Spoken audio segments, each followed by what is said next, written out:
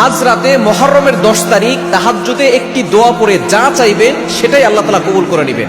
আজ রাত থেকে কিন্তু মুহররমের 10 তারিখ শুরু হয়ে যাবে এবং এই রাতটা হচ্ছে জুমার রাত, অর্থাৎ এমন একটা দিনে মুহররমের 10 তারিখ পড়েছে, এই দিনটা হচ্ছে সম্মানিত এবং আল্লাহর কাছে মুহররম মাস হচ্ছে সম্মানিত এবং তার ভিতরে 10 তারিখ হচ্ছে আশুরা। এই দিনটা আল্লাহর কাছে খুবই প্রিয়, কারণ এই দিনে আল্লাহ তাআলা অলৌকিক কিছু ঘটনা ঘটিয়েছেন। আল্লাহ পাক রব্বুল আলামিন এই দিনে মুসা আলাইহিস সালামকে ফিরআউনের কবল থেকে মুক্তি দিয়েছিলেন, ইয়াকুব আলাইহিস সালামের চোখের দৃষ্টি ফিরিয়ে দিয়েছিলেন, এরপরে ইউসুফ আলাইহিস সালামকে কূপ থেকে মুক্তি করেছিলেন। সুতরাং এই দিনে অনেক ঘটনা ঘটেছে। সুতরাং এই মুহররমের 10 তারিখ পড়েছে শুক্রবার, অর্থাৎ আজকে বৃহস্পতিবার রাত গিয়েই শুরু হয়ে যাবে জুমার রাত।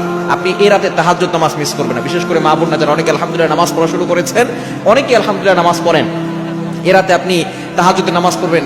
অনেকে সাহারি খাবে, অনেকে রোজা রাখবে, কেননা এই দিনে যে রোজা রাখবে আল্লাহ পাক রব্বুল আলামিন তার পূর্বের 1 বছরের গুনাহ আল্লাহ পাক রব্বুল আলামিন ক্ষমা করে দিবেন। এজন্য তাহাজ্জুদের নামাজ আপনি অবশ্যই 2 রাকাত 4 রাকাত যা পারেন পড়বেন।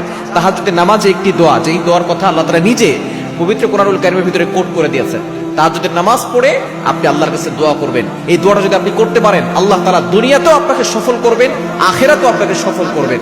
দুনিয়াতে আমরা অনেকে ভালো থাকতে চাই, সম্পদ চাই, অভাব থেকে মুক্তি চাই এবং আমরা পরকালে জান্নাত চাই।